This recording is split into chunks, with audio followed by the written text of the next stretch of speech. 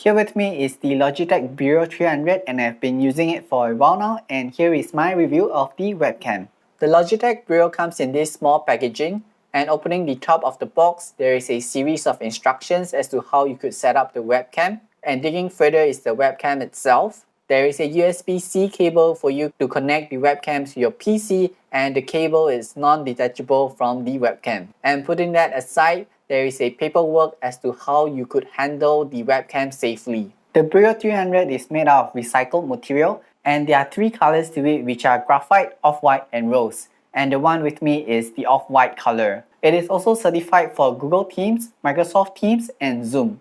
So as you can see, this is a product to target for those who need a better webcam or a laptop that does not come with a built-in webcam. The webcam comes with a physical shutter for you to close the webcam if you are not using for privacy reason, and there are two rectangular cutout on it. One is the microphone and the other is an LED indicator to show that the webcam is being used. There is a clamp at the back of the webcam where it is for you to adjust the webcam to put on top of your laptop or your monitor based on the preferred angle that you want to. So setting up the webcam is pretty easy. There is a USB-C cable attached to the webcam, and that is for you to plug in directly to your PC.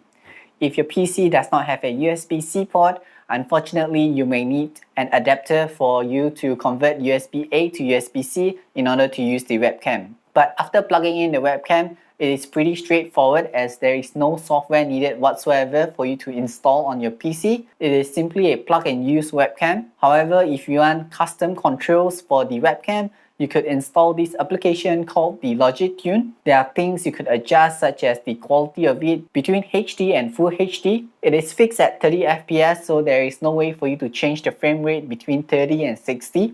There are also settings such as adjusting the brightness, the contrast, the sharpness, etc. And there are also filters for you to play around with if you are not happy with the default settings of the webcam. So for the video quality of this webcam, I feel that it is not too bad if we were to look at it as a whole.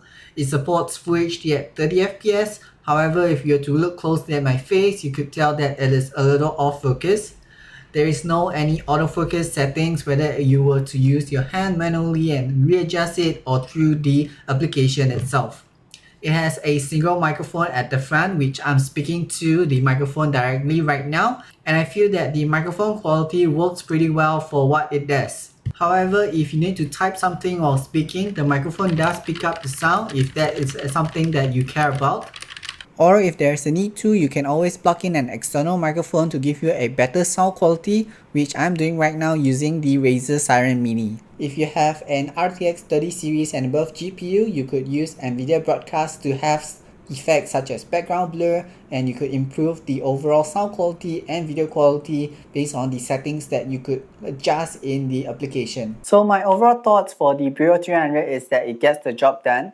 As advertised, it is certified for Microsoft Teams, Google Meets and Zoom calls, and this is definitely a good webcam to give you that Full HD quality. It is a good step up if your built-in webcam and microphone is not that good on your laptop, or if you do not have one at all if you're using a desktop. However, if you are someone who streams, this is not the webcam that you should go for because of the lack of autofocus. One scenario I could think of is that if you're unboxing and you need to showcase a product, the lack of autofocus is a bad sign for you to switch between showcasing the product and then switching back to your face. But of course, the target user is those who need this for video calls. At the price of $99, I feel that this webcam is not too bad for what it is offering. So if you enjoyed this video, do give it a like, do comment down if you have any opinions, and do subscribe for future videos like this.